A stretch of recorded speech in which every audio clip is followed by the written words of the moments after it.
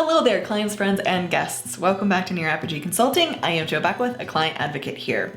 There are two main methodologies that come into play when we're talking about software development.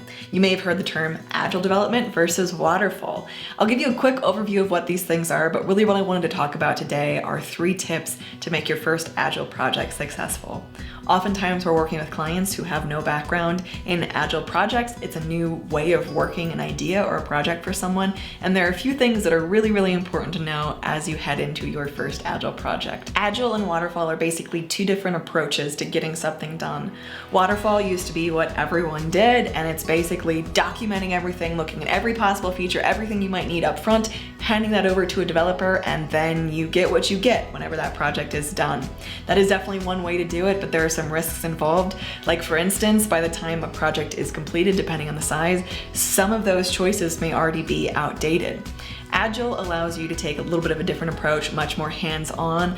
Instead of documenting absolutely everything, every possible feature, every idea up front, it allows you to get started a little bit faster and make choices along the way. You are more hands-on. Oftentimes, this will take place in 2-week sprints, where at the beginning of a sprint, you'll review what has been done the 2 weeks before, you'll set priorities for the next 2 weeks, and go from there. Agile methodology is really well accepted, and oftentimes the projects that we are working on are Agile projects. So what can you as a client know heading into your first project to help make it a success? Tip number 1 is don't say yes to everything. For instance, if you're working on 2-week sprints, you'll have the opportunity to say yes or no to certain things, certain ideas, certain items for that next 2-week sprint. Oftentimes developers will bring you ideas, and please remember that you don't have to say yes to everything. It's important to weigh what's important to you, because in Agile projects, the budget fluctuates depending on the choices that you make. It's important to keep an eye on that budget along with your developer, and to know that you don't have to say yes to everything that is brought to you. Of course, it's really easy to say yes to things because you're hearing cool ideas and maybe you're having ideas along the way, but you don't want the budget to balloon, and perhaps the choices you are making aren't gonna have the return on investment that you're looking for. So be careful what you say yes to. On the other hand, it's also important not to say no to everything. If something is proposed and you're uncomfortable with the budget for it, instead of just saying no, maybe take a look at where you could pull that budget from. Talk with your developer about that. This should be an open two-way conversation. If there's something you really want, but you're not sure how to make that happen, instead of just saying no, take a look at how that could be made to happen and have that conversation. The third, and also a really important thing, is to remember that you, as the client, hold the reins to this project.